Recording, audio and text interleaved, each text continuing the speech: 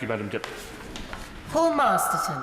Thank you, Madam Deputy Speaker. I'm pleased to see in this bill this government continuing to take the necessary steps to make this country a world leader in burgeoning industries. This government has a great track record of getting Britain to the front of the race when it comes to science and technology, and this bill maintains that record. Companies like Virgin Galactic, SpaceX and Boeing are drawing closer and closer to running manned commercial space flights, which reportedly could start as early as this year. So this is an industry with the potential to go far in more ways than one, and Britain should be at the forefront of it. With our world-class universities, business-friendly environment and infrastructure, we have the capacity to become a world leader in this industry. I'll leave it to my honourable friend, the member for Ayr, Carrick and Cumnock, to add his voice to the case for a spaceport at Prestwick. But I will say, as an MP from the west of Scotland, in assumption of what he's going to say, that I associate myself wholly with his remarks, and indeed those of the honourable member for Central Ayrshire opposite. I would also point to the strong industry presence in Glasgow. Companies like Clyde Space and Spire, with which some of my constituents are involved, are innovating at a remarkable pace, as the honourable member for Glasgow North West referred to earlier in the debate. The commercial space industry, should we seize the opportunities it presents, could bring billions of pounds into the UK economy, and this government is right to set the ambitious target of occupying 10% of the entire global sector. But to achieve this, we need the right laws and regulations, and right now our laws and regulations are not ready. The current set-up dates to a time when commercial space travel was a laughable, virtually inconceivable idea other than on television. On the eve of the advent of commercial space travel, our current legal and regulatory frameworks are just not fit for purpose. As there are no detailed international or EU regulations to adopt or copy into domestic law, it is our responsibility to make them. Indeed, it could be to our advantage to make them. Britain can and should be among the first, not the last, to institute proper regulations for the commercial space industry, so that we can start benefiting from it as soon as possible and as much as possible. That is why this bill is necessary. It puts into place the regulations we need to ensure that, when it develops in the coming years, the commercial space industry thrives in a safe and orderly manner.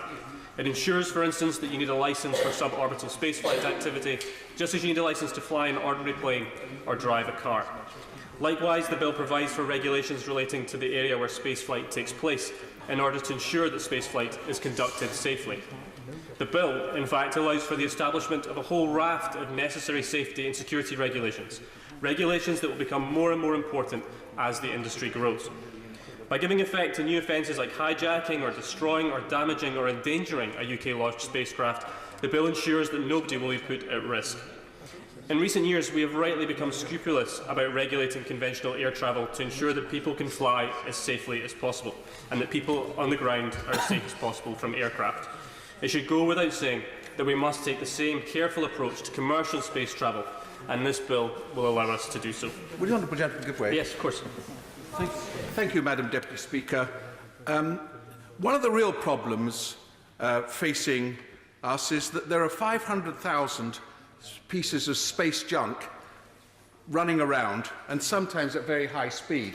And my point is that we need not just to regulate in this country, we need international regulation as to how we approach space.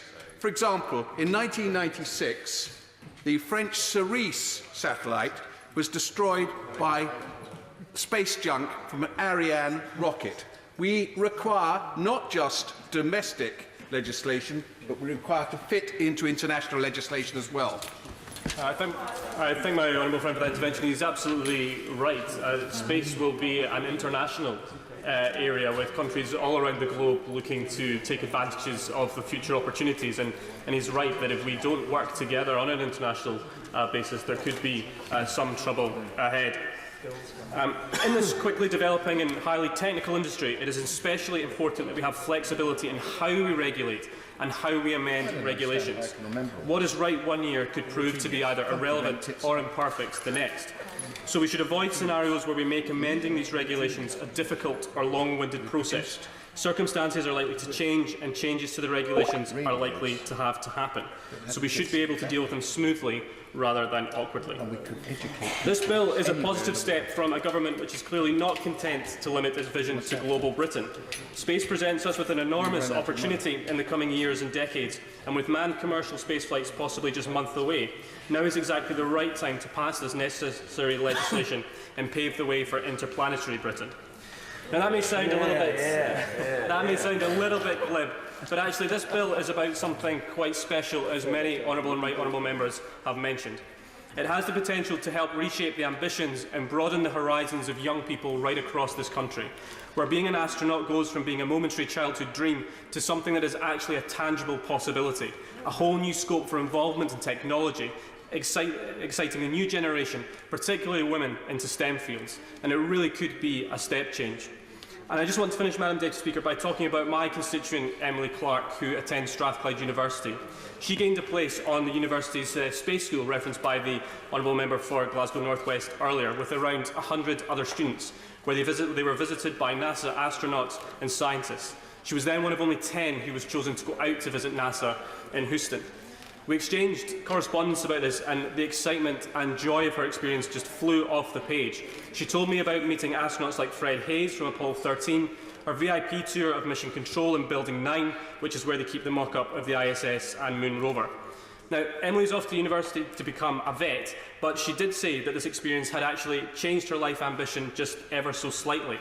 That her interest in space exploration, simply as a Trekkie, had now developed, and she actually thought she might like to be Britain's own Richard Lenihan.